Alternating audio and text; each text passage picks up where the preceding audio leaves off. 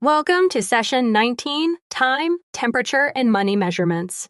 These familiar systems behave differently. Time uses groups of 60, temperature may cross zero, and money uses decimal place value with 100 cents per dollar.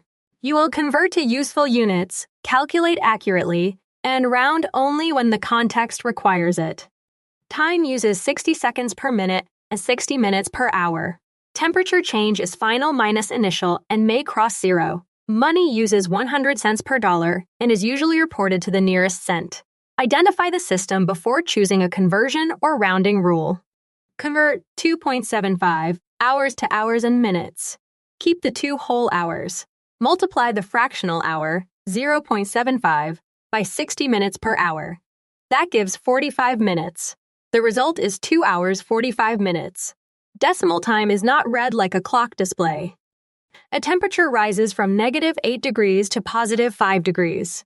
Change equals final minus initial, 5 minus -8. Subtracting a negative becomes addition, so the change is +13 degrees.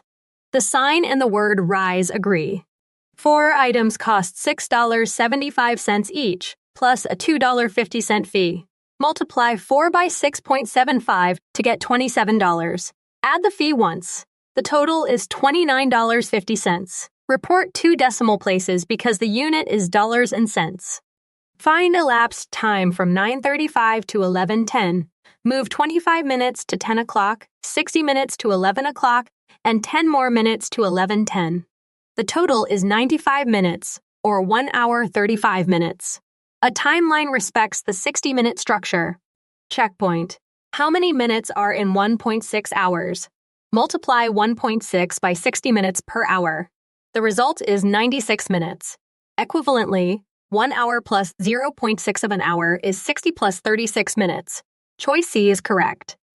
Use 60-base relationships for time, final minus initial for temperature change, and decimal place value for money.